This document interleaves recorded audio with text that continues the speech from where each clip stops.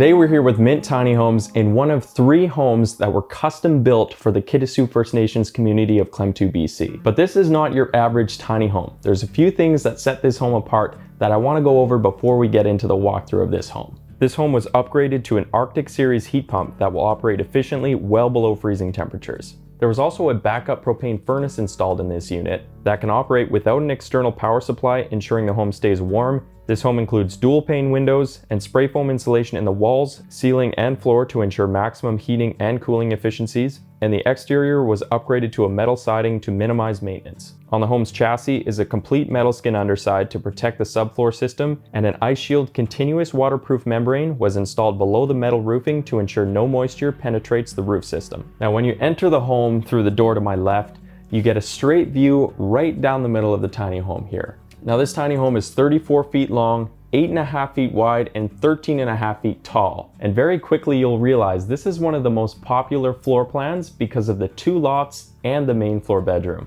This home is also optioned with bright and airy colors, which definitely help make this space feel bright and open. Now once you take your first steps into the home, you'll find the living room.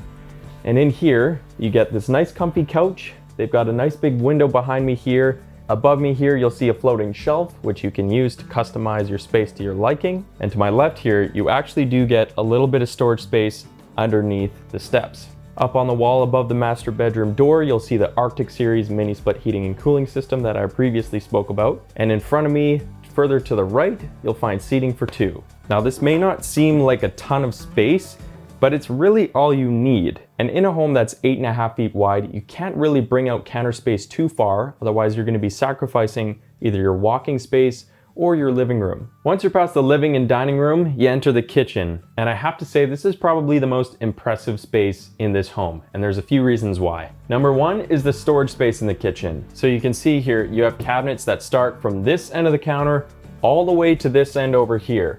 And on this side, you actually get exposed shelving right next to the microwave and down below right next to the oven.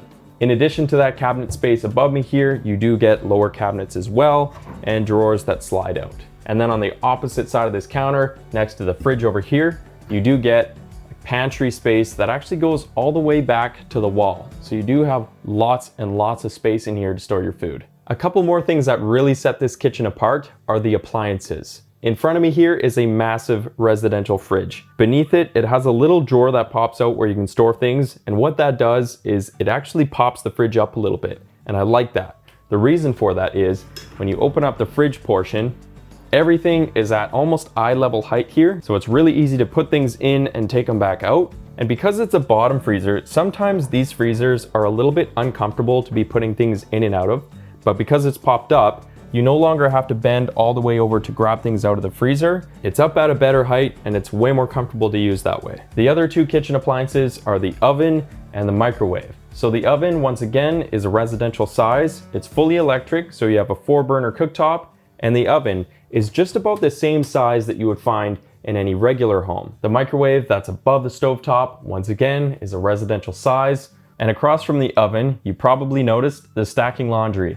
And it's a size where if you did have 4 to 6 people living in this home, you could actually fit that amount of clothing to do a proper wash cycle. Once you're past the kitchen space, we arrive at the back of the home, which is the bathroom. And this space closes off with a pocket door. So they've managed to fit a residential style toilet just to my left here. And to my right, you actually get a little storage closet with exposed shelving and then a little folding table here. Below the tabletop, this isn't actually storage space. This is where you're gonna find your hot water heater. Then moving forward and to my right, you'll see a nice big glass enclosed shower that does have a bench in there as well. And then finally in my opposite corner is the vanity. You got a mirror there and then a bit of storage below it as well. Now that we're back outside of the bathroom, I'm sure you've noticed this bar above me here, and I'm willing to bet you know what that's for. So the first loft is accessible by this ladder, which is nicely mounted against the cabinets over here. And this, of course, will just hang on that bar so that you can simply walk up to the loft. So in this loft, it's not closed off, so you do have a clear view down to the rest of the home. On either side of this loft, you do get windows that open, which is great if you want to cross breeze through this area. In terms of the floor space up here, you could likely put in a queen size bed and then have a little bit of space left over on either side for storage or decorative items like you see here. And as you can see, I am seated on a mattress here, sitting upright, and I still have a couple inches of headroom above my head here. Now back at the front of the home, right in front of the entrance, you actually get the staircase to the second loft. And what's nice about the staircase is that, number one, it's more accessible. Number two, usually there's 2 or 3 steps up to this loft that actually have storage underneath them. So in this home's case, the first 2 steps here have some storage space underneath.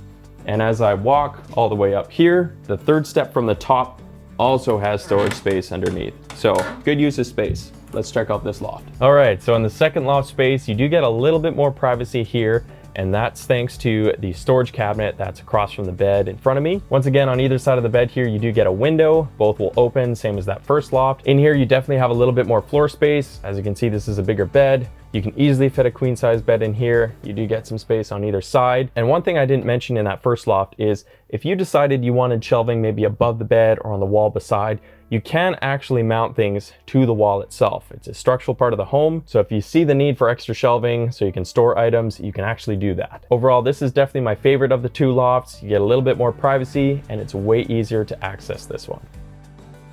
The main floor bedroom is easily one of the best places to be in this tiny home. In here you have a queen size bed, and on either side of the bed you have a little nightstand that has a cabinet below it, and you have an upper cabinet above it. Similar to what I talked about in the loft earlier, you can mount additional shelving or cabinet space above the bed here if you wanted to. Once again, on either side of the bed, you get those 2 large windows, and in front of me here on the opposite wall, you actually get a bunch of custom storage that Mint built into this home.